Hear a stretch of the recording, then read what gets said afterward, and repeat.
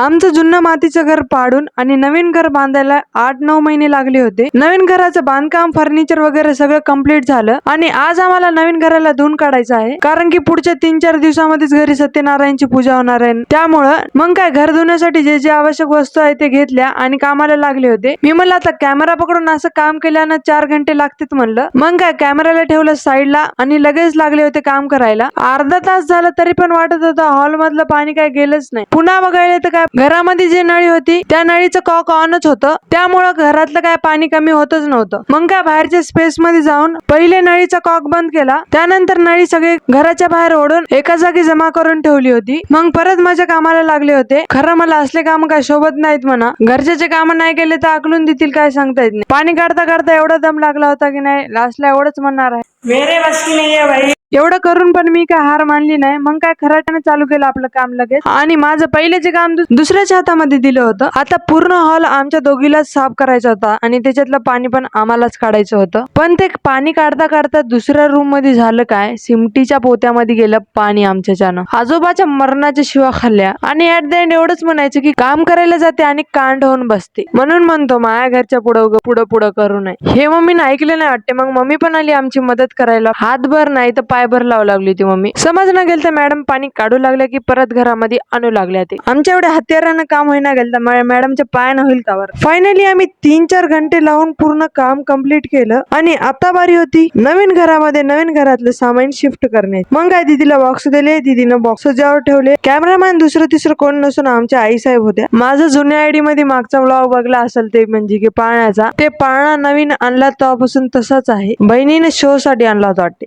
Mummy पुढे गेले ना, मम्मीनं मला अजून एक काम सांगलं, ते म्हणजे की धुणं जाऊन आणायचं होतं. मम्मी म्हणली होती चप्पल घालून जाय, पण मी ते ऐकलं नव्हतं. मम्मी किती दिवस झालं पापड लाटू लागली होती. आज मी ठरवलं मम्मीचं काम सोपं करायचं म्हणून. ते काम सोपं कसं गेलं मी ते तुम्हाला सांगू शकत नाही. बस समजणे वालों को इशारा काफी है.